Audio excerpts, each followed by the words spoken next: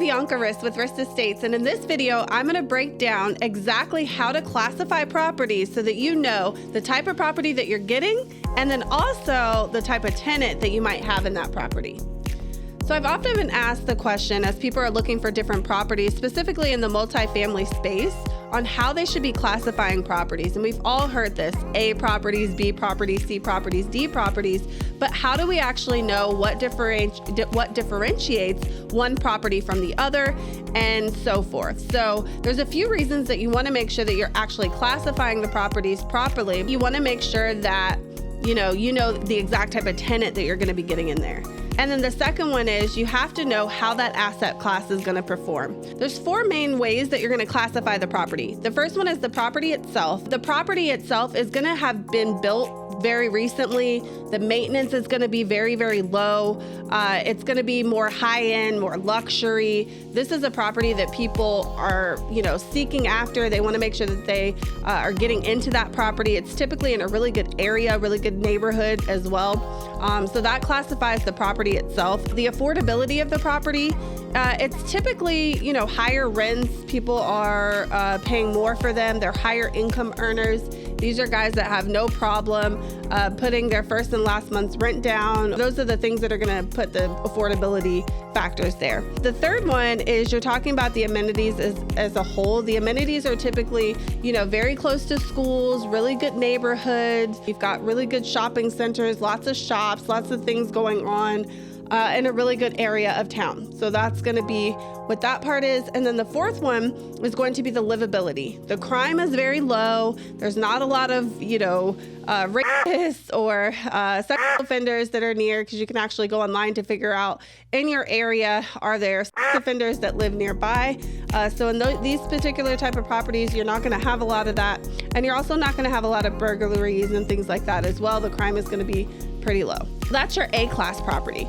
Now, if we move on to your B-class property, the property itself is going to have some maintenance. So this maintenance could be replacing carpets, it could be replacing wood paneling, it could be, upgrading the lawn outside, upgrading, different amenities that are on the property itself. So this is important for the investor to know, because they want to know, how much value add can I put into this property? Is it going to be a lot of value, a little bit of value, and how much equity am I going to be able to pull out? And we're talking about the affordability of the property itself, where in B-class properties, the vacancy rate is actually very, very low, because these are tenants that have typically been there for a while and they're not going anywhere. It's very affordable for them. So when we're talking about investors as a whole, and people that want to make money long-term in real estate, value add properties are so important to the portfolio, because you want to know how much equity you can pull out of the property after you have upgraded it.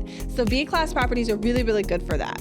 Now, if you look at the amenities themselves, they have great amenities. They're still they're still close to really good schools. There are a good amount of jobs nearby, and that's really great for the property as well. And then when you're talking about the livability of the property, there's not a whole lot of crime, maybe a little bit of petty theft here and there, but still overall, pretty good area, pretty good property to live in. We're going to move on to C-class properties. And on C-class properties, this is, if you're talking about the property itself, these properties have been around for a little bit longer, and actually investors love C-class properties. You're going to have things like roofs that are going to be needing to be replaced now in C-class properties.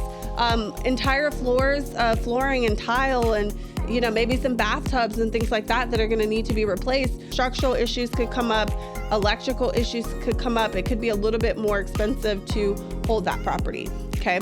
The rents are still pretty good, and they're able to collect a lot of money and still burr down the road if they want to add value and then take, equity out of that property as well. If you're talking about the affordability itself, these are all mid to low class families that are living there. The rents are still very manageable. They're a little bit less than, A and B class properties. So you're going to get a little bit lesser of a tenant there as well. The amenities portion of it, you're going to have schools that are just okay, lower end grocery stores around, fast food chains and things like that are around as well. So the amenities around the property itself, a little subpar, as compared to A and B class properties. And then the livability, you're gonna have more crime, you're gonna have, more thefts, maybe some killings, things like that, that are gonna be in those areas. And so those are C-class properties, but investors love them because they cash flow really, really well. And on top of cash flowing really, really well, they have the option of upgrading down the road if they want to. A lot of times it doesn't make a whole lot of sense to upgrade too much because now you're putting too much value into a property that's not going to give you that value back when you try to go to sell it. So that's really important. Now we're going to go to D-class properties. And with D-class properties, if you're looking at the property itself, this is what we consider a war zone property. And in this situation, there could be a lot of windows that are busted out, spray paint on the side of the building. There's going to be a lot of damage done to this specific type of properties. Now, the affordability of the property, these are very inexpensive, but you're also going to have lower class tenants. They typically have lower credit scores. Sometimes it may be subsidized properties as well. So, HUD housing, things like that. And then the actual amenities of the areas around them is going to be lower grade schools. You're gonna have a lot more fast food and things like that are around, rough roads, rough areas, things like that. And then the livability as well, as these are higher crime areas where you do have, murder and things like that take place.